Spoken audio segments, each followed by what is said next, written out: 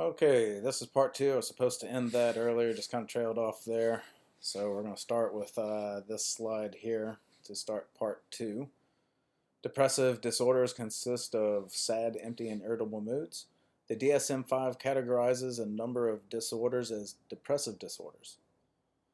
The common feature of all depressive disorders is the presence of sad, empty, or irritable mood, along with the bodily symptoms of cognitive problems that interfere with daily life. Major depressive disorders.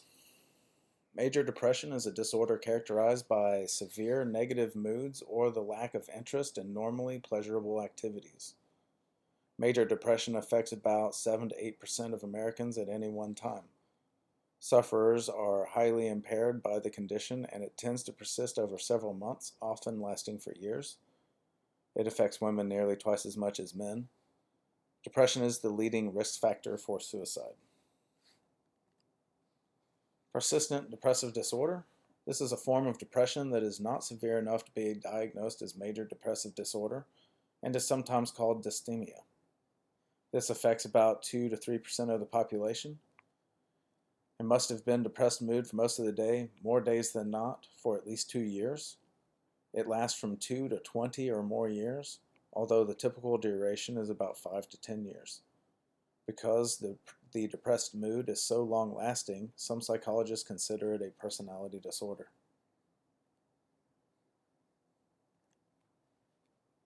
This graphic provides a general way to understand the two main types of depressive disorders in relation to normal mood. People with major depressive disorder tend to experience extremely depressed moods, but for short periods. By contrast, people with persistent depressive disorder experience mildly or moderately depressed moods, but for longer periods. The role of culture and gender in depressive disorders. In its most severe form, depression is the leading cause of disability worldwide and is the leading risk factor for suicide. The stigma associated with this disorder is especially dire consequences in developing countries. Major depressive disorder affects about 41 million people in India and 49 million people across China. The highest rates of depression are found in women in developing countries, with especially high rates reported for women in rural Pakistan. Why are the rates of depressive disorders so much higher for women than for men? Women's multiple roles in most societies, as wage earners and family caregivers, cause stress that results in increased incidence of depression. Other researchers have pointed out that health benefits of having multiple roles, such as wife, mother, and employee.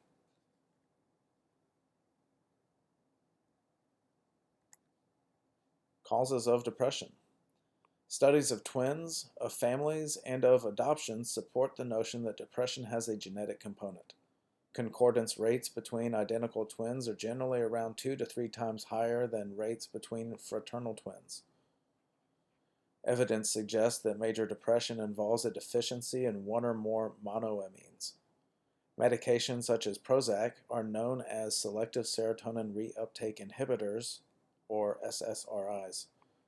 SSRIs selectively increase another monoamine, serotonin, and are often used to treat depression. Depression is not simply due to lack of norepinephrine or serotonin.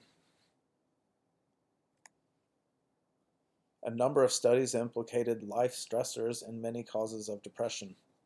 Depression is especially likely in the face of multiple negative events. Patients with depression often have experienced negative life events during the year before the onset of their depression. How an individual reacts to stress, however, can be influenced by interpersonal relationships, which play an extremely important role in depression. A person who has a close friend or group of friends is less likely to become depressed when faced with stress. Psychologist named Beck has hypothesized that people with depression think negatively about themselves, about their situations, and about the future. Beck refers to these negative thoughts about self, situation, and the future as the cognitive triad. Learned helplessness is a cognitive model of depression in which people feel unable to control events in their lives. The attributions, or explanations, that they make for negative events refer to personal factors that are stable and global, rather than to situational factors that are temporary and specific. According to the scientific evidence, dysfunctional cognitive patterns are a cause rather than the consequence of depression. According to Beck, people suffering from depression perceive themselves or situations of the future negatively. These perceptions influence each other and contribute to the disorder. Bipolar disorders involve depression and mania. The bipolar disorder is a mood disorder characterized by alternating periods of depression and mania. Mania is an elevated mood that can vary in degree and is accompanied by major shifts in energy level and physical activity. Manic episodes are characterized by the same things: elevated mood, increased activity, diminished need for sleep, grandiose ideas, racing thoughts, extreme distractibility, and excessive involvement in pleasurable but foolish activities. This lasts at least 1 week. People may engage in sexual indiscretions, buying sprees, and risky business ventures.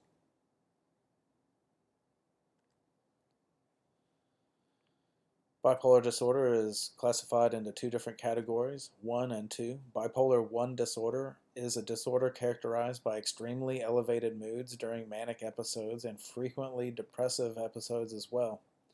The manic episodes in bipolar 1 disorder cause significant impairment in daily living and can often result in hospitalization. Bipolar 2 disorder is a disorder characterized by alternating periods of extremely depressed and mildly elevated moods. Less extreme mood elevations are called hypomania. Although these less extreme positive moods may be somewhat disruptive to a person's life, they do not cause significant impairment in daily living or require hospitalization. The impairments to daily living for bipolar 1 disorder are the manic episodes, but the impairments for bipolar 2 disorder are the major depressive episodes. Bipolar disorders are much less common than depression.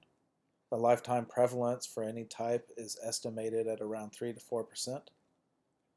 Whereas depression is more common in women, bipolar disorders are equally prevalent between the genders.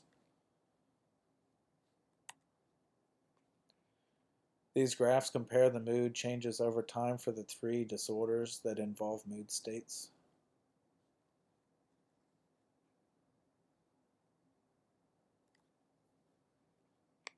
The cause of bipolar disorders.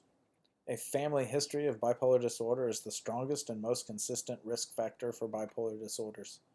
The concordance rate for bipolar disorders in identical twins is more than 70% versus only 20% for fraternal twins. Genetic research suggests, however, that the hereditary nature of bipolar disorders is complex and not linked just to one gene. It appears that in families with bipolar disorders, successive generations have more severe disorders than earlier ages of onset.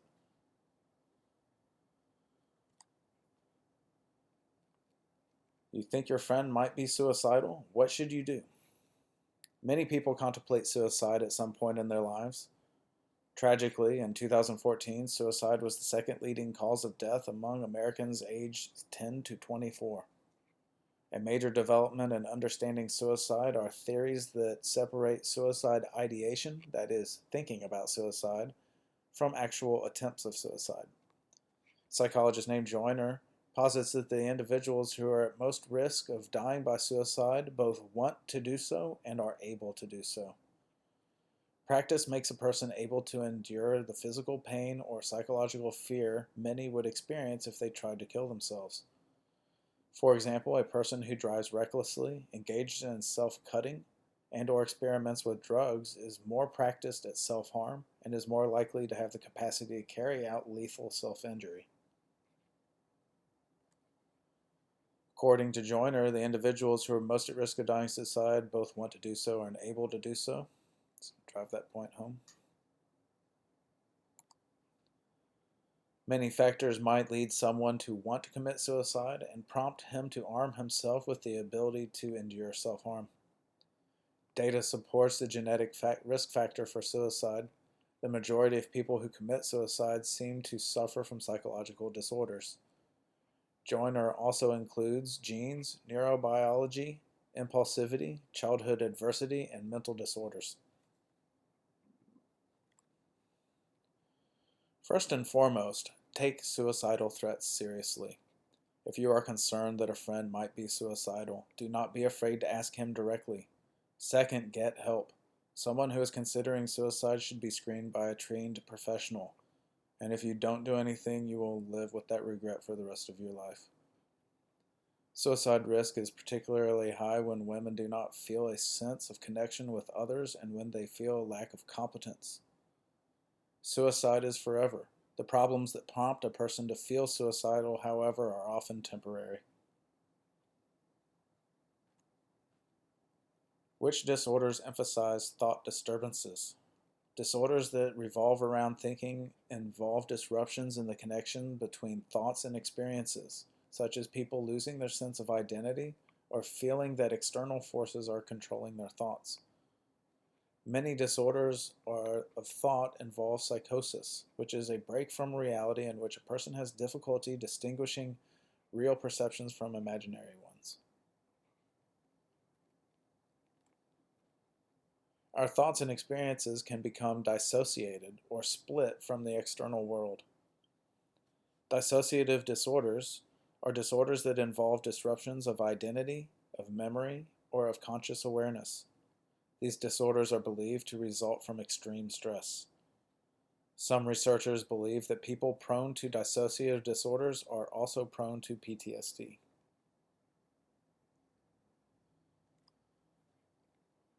Dissociative amnesia.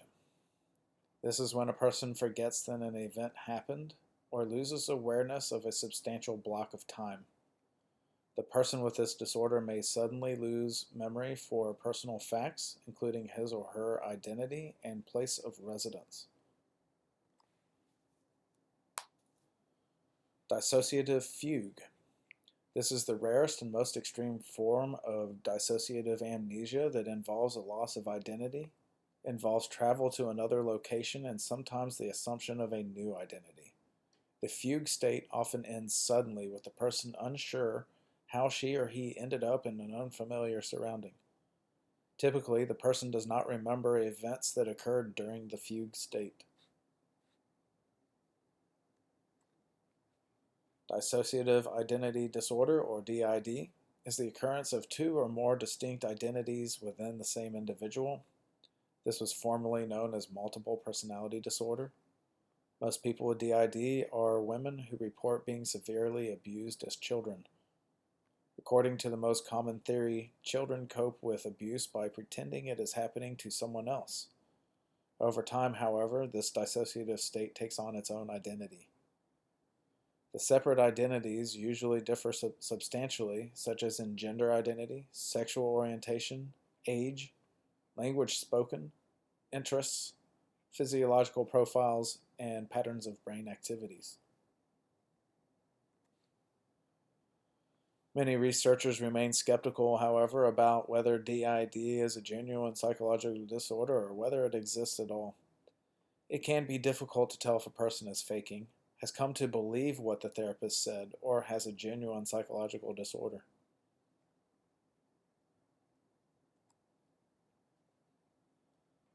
Alright, here's handwriting samples from 3 people diagnosed with dissociative identity disorder. When researchers studied 12 murderers diagnosed with DID, writing samples from 10 of the participants revealed markedly different handwriting in each of their identities. Here, handwriting samples from 3 of the participants showed different identities expressing themselves.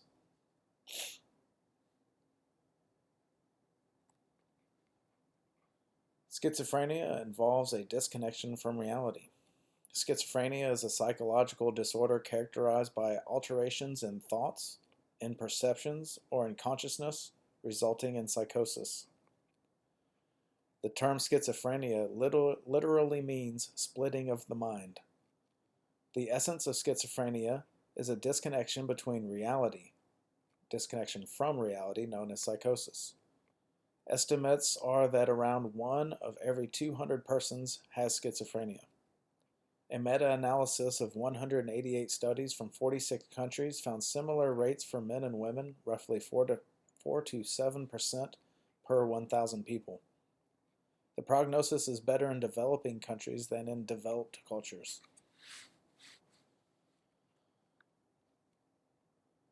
Schizophrenia is characterized by a combination of motor, cognitive, behavioral, and perceptual abnormalities. These abnormalities result in impaired social, personal, or vocational functioning. According to the DSM-5, to be diagnosed with schizophrenia, a person has to have shown continuous signs of disturbances for at least 6 months. There are 5 major DSM-5 symptoms for schizophrenia, and a diagnosis requires a person to show 2 or more of the symptoms. Here is the DSM-5 diagnostic criteria for schizophrenia. You can read through this, pause this, or look at it in your book.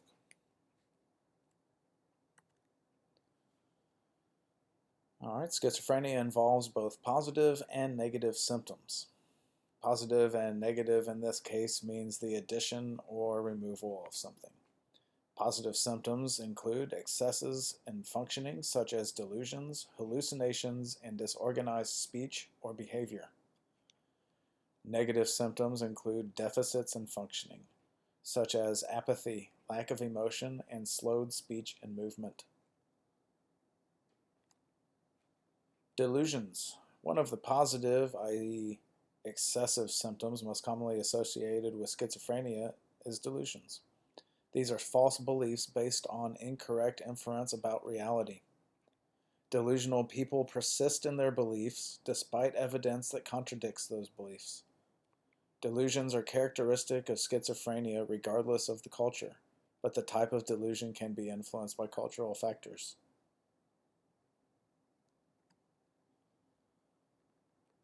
Alright, delusions and associated beliefs can be broken down into these 6 here: persecutory, referential, grandiose, identity, guilt, and control.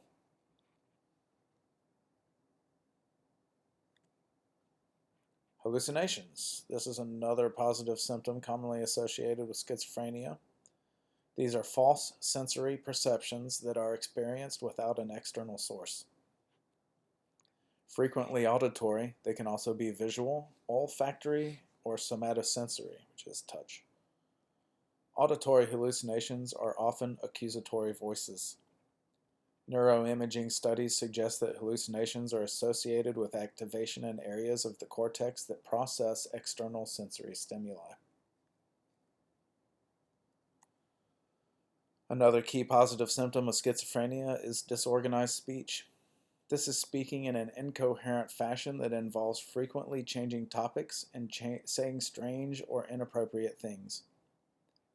It is disorganized in the sense that it is incoherent, failing to follow a normal conversational structure. Loosening of associations. An individual shifts between seemingly unrelated topics as he or she speaks, making it difficult or impossible for the listener to follow the speaker's train of thought. In more extreme cases, speech is so disorganized that it is totally incomprehensible, which is described by clinicians as word salad. This jumbling can also involve clang associations. This is the stringing together of words that rhyme but have no other apparent link.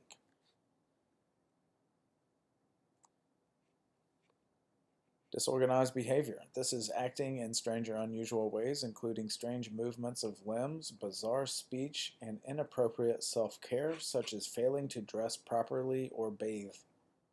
People with schizophrenia often act strangely, such as displaying unpredictable agitation or childish silliness. Sometimes those with schizophrenia may display catatonic behavior. This is when they show a decrease in responsiveness to the environment. People exhibiting catatonic behavior might mindlessly repeat words they hear, which is called echolalia. Negative symptoms are the symptoms of schizophrenia that are marked by deficits in functioning, such as apathy, lack of emotion, and slowed speech and movement. People with schizophrenia often avoid eye contact and seem apathetic. They do not express emotion. Speech is slowed in a monotonous tone of voice, with long pauses before answering, failure to respond to a question, an inability to complete an utterance after initiating it.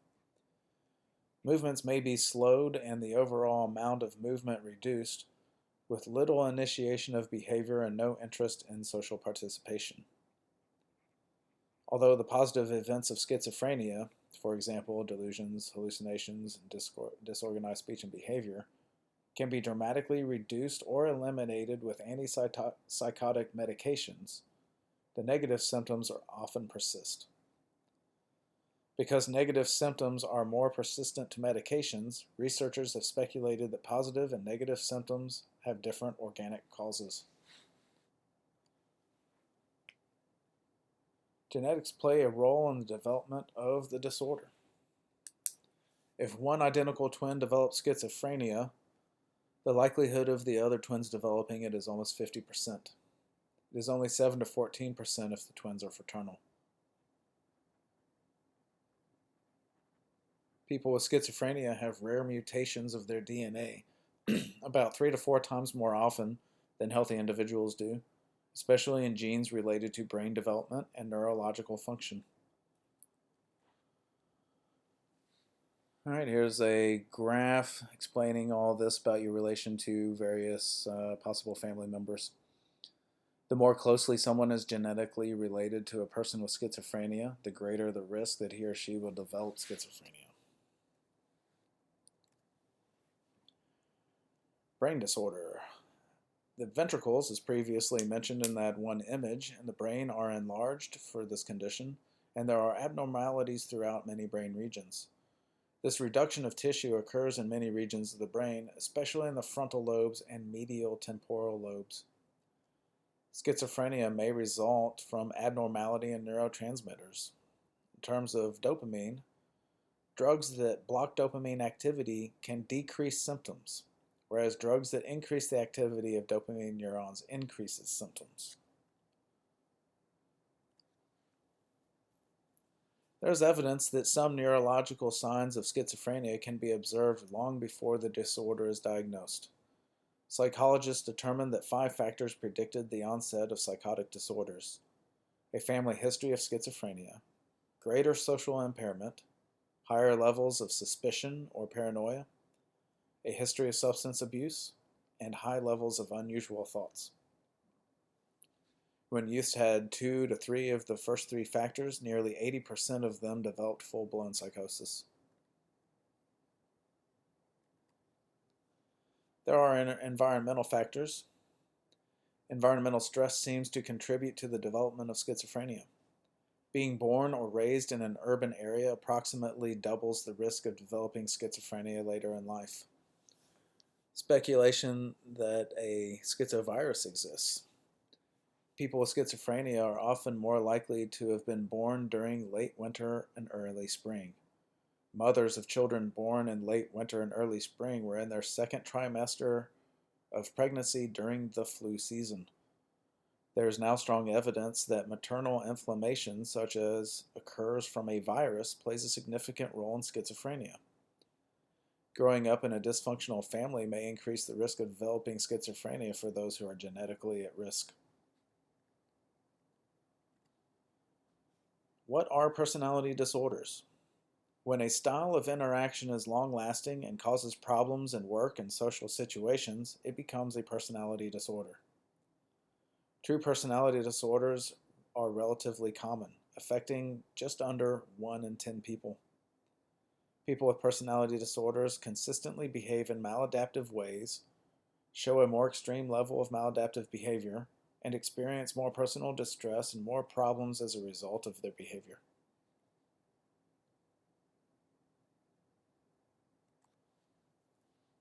The DSM-5 divides personality disorders into 3 clusters.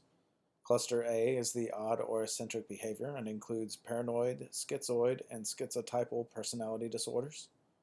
Cluster B is dramatic, emotional, or erratic behavior, and this includes histrionic, narcissistic, borderline, and antisocial personality disorders.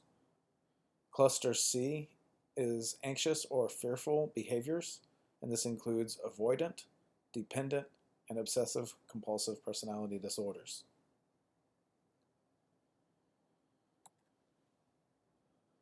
Here's a table that shows these three clusters and has a description of each of these types.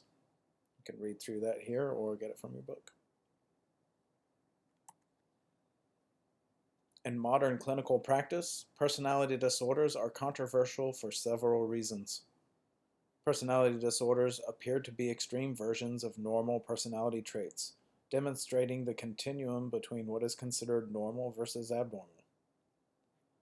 There's an overlap among the traits listed as characteristic of different personality disorders, so the majority of people diagnosed with one personality disorder also meet the criteria for another. Personality disorders can be conceptualized and organized as extreme versions of the Big Five personality traits.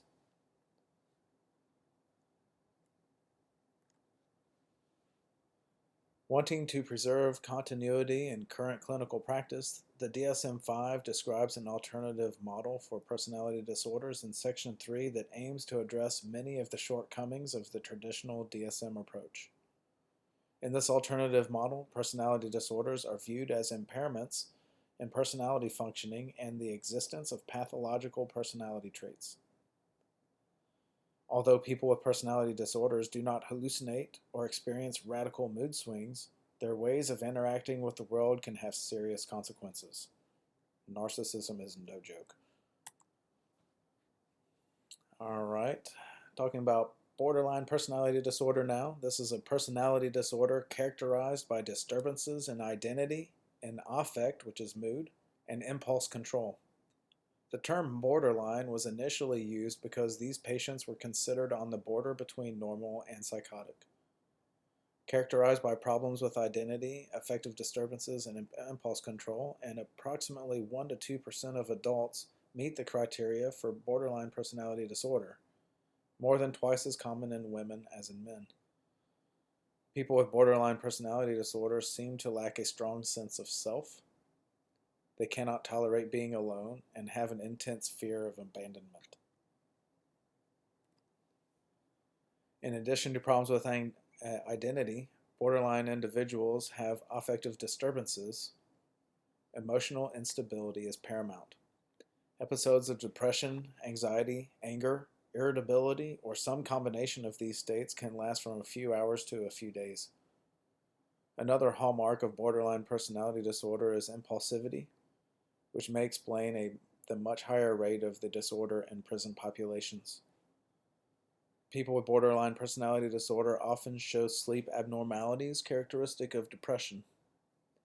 Borderline personality disorder may also have an environmental component, as a strong relationship exists between the disorder and trauma or abuse. 70 to 80% of those with borderline personality disorder have experienced physical or sexual abuse or observe some kind of extreme violence.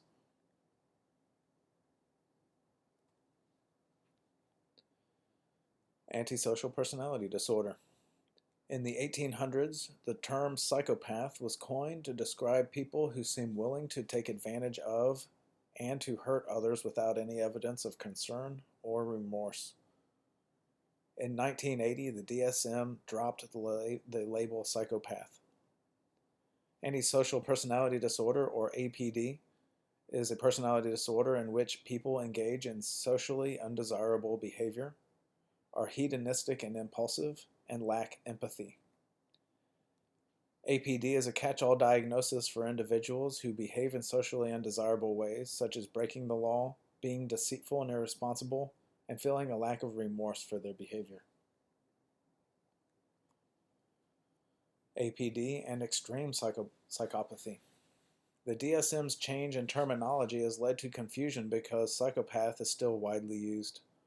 Those with APD, who also are extremely uncaring and willing to hurt other people for personal gain, display more extreme behaviors than those with just APD, with emphasis on extreme. The DSM's change in terminology has led to confusion because psychopath is still widely used, as I said. These people are commonly referred to as psychopaths or sometimes sociopaths. They also tend to have other personality characteristics not found in those with APD, such as glibness, a grandiose sense of self-worth, shallow affect, and cunning and manipulativeness. Psychopaths would be classified as APD under the DSM-5, but they are a more extreme version. Assessment and consequences. APT, estimated at between 1 and 4% of the population, is more common in men than in women. Most apparent in the late adolescence and early childhood, it generally improves around age 40. It cannot be diagnosed before age 18, but the person must have displayed antisocial conduct before the age 15. It must meet criteria such as repeatedly performing illegal acts, repeatedly lying or using aliases, and showing reckless disregard for one's own safety and the safety of others. Affected individuals can be bright and highly verbal, able to talk their way out of bad situations. In other words, they are very charismatic.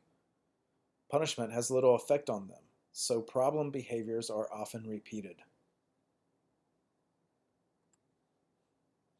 The etiology of APD. Individuals do not seem to feel fear or anxiety. Electroencephalograms, or EEG, examinations show criminals who meet the criteria for antisocial personality disorder have slower alpha wave activity.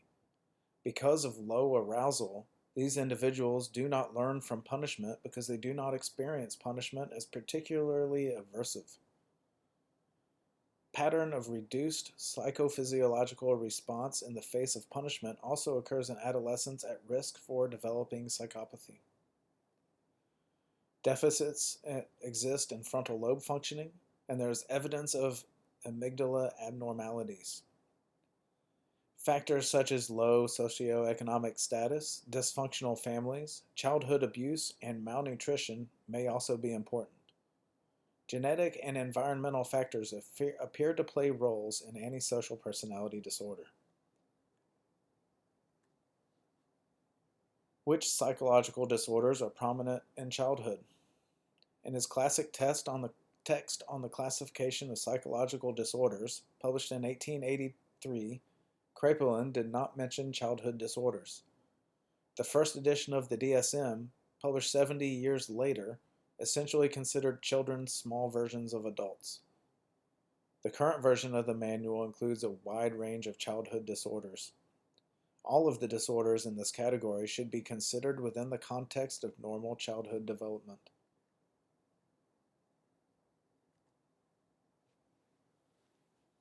All right, here's a list of different neurodevelopmental disorders as listed in the DSM-5. You can read through that here or get it from your book. All right, now we're going to talk about autism spectrum disorder. This is something a lot of us are familiar with at this point. Prior to the DSM-5, a number of similar disorders were considered variants of autistic disorder, commonly known as autism, which is characterized by deficits in social interaction, by impaired communication, and by restricted interests. This disorder was first described in 1943. A scientist named Connor coined the term early infantile autism. Autism varies considerably in severity from mild social impairments to severe social and intellectual impairments. Those with high-functioning autism were considered to have Asperger's syndrome. Based on the DSM-4 diagnosis of autistic disorder, approximately 3 to 6 children out of 1,000 showed signs of autism, and males with the disorder outnumbered females. From 1991 to 1997, a dramatic escalation of 556% occurred in the number of children diagnosed with autism.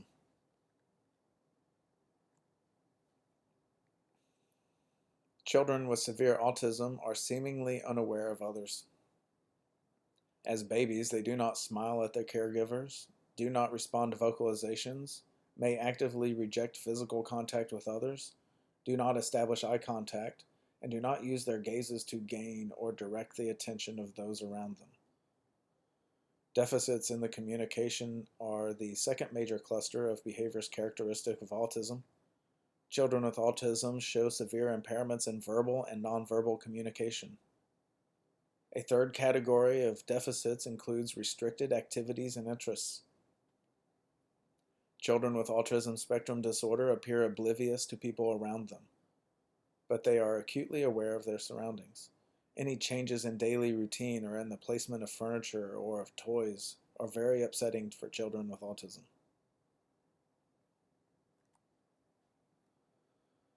Scenes from videotapes of children's birthday parties.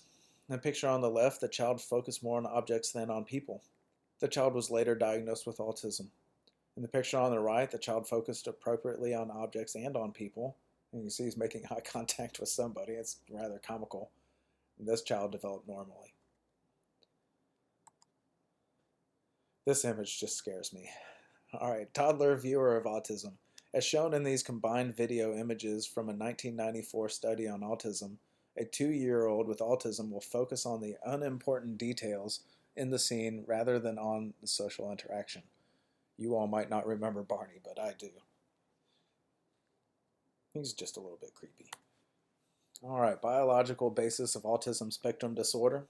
There's evidence for a genetic component to autism. A number of studies have found concordance rates to be as high as 70 to 90% for identical twins. It also appears that gene mutations may play a role. There's growing evidence that autism and schizophrenia share the same gene mutations. Prenatal and/or early childhood events may result in brain dysfunction. Exposure to antibodies in the womb may affect brain development. The brains of people with autism have faulty wiring in a large number of areas. One line of research examined the possibility that those with autism have impairments in the mirror neuron system.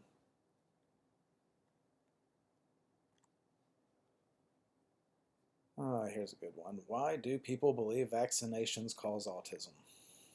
The third variable problem. Recognizing the third variable problem is especially important when trying to understand claims about causes of psychological disorders. In 1998, the British physician Wakefield published a study in the prestigious journal Lancet claiming to find a connection in 12 children between receiving vaccinations to prevent measles, mumps, and rubella, whatever that is, and developing autism. This finding was widely reported in the media, even though most scientists were skeptical and urged people to be patient until the result could be replicated with larger samples. The celebrity Jenny McCarthy, if you remember her, publicly blamed the MMR vaccine, which was for rubella, for her son's autism. She became a prominent spokesperson for the anti-vaccine movement, appearing on television shows such as Oprah to warn people about the autism shot. Deirdre Imus, the wife of the outspoken radio host Don Imus, if you even know who he is, joined the publicity war against vaccinations, claiming that chemical thimerosal, if I'm saying that right, in the solutions used to administer vaccines is responsible for autism. Thimerosal is a preservative that contains small amounts of mercury and was widely used before the year 2000. Since then, it has been removed in all childhood vaccines except for one type of flu shot. Here's a picture of Jenny McCarthy speaking out at the audience at a Green Our Vaccines press conference outside the U.S. Capitol in 2008. Unfortunately, the Wakefield study was fraudulent. Wakefield altered medical records and lied about several aspects of his study, including a financial conflict of interest. Is the definition of shady. Wakefield has subsequently been banished by the British medical community, and his license to practice medicine has been taken away. The results of dozens upon dozens of carefully designed studies have provided a firm conclusion: vaccines do not cause autism spectrum disorder. But the fear of ASD led many parents around the globe to forego vaccinating their children. Unfortunately, the media has given celebrities who comment on the autism MMR link far more attention than they deserve, and the public, unfamiliar with the background of science, has confused celebrity status with authority. As a consequence of the decline in childhood immunizations, there has been an increase in outbreaks of diseases that had become quite rare because of successful vaccine programs. In 2012, the CDC, Center for Disease Control, which I bet we're all familiar with currently, reported the largest number of cases of whooping cough in 60 years. The reemergence of diseases is occurring in many European nations as well. Researchers at the CDC estimate that for children born between 1994 and 2013, vaccinations prevented an estimated 322 million illnesses, 21 million hospitalizations, and 732,000 deaths over their lifetimes. Since Wakefield's 1998 bogus publication, cases of ASD have increased even though thimerosal is no longer used in vaccines and the number of children being immunized has dropped. These facts would indicate that vaccination and autism are negatively correlated.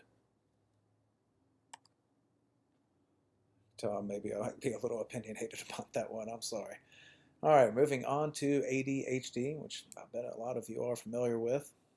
This is attention deficit and hyperactivity disorder. A disorder characterized by restlessness, inattentiveness, and impulsivity.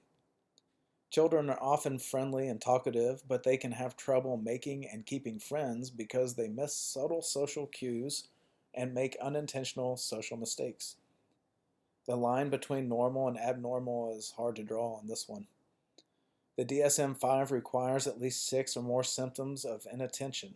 For example, careless mistakes, not listening, losing things, and ease of distraction.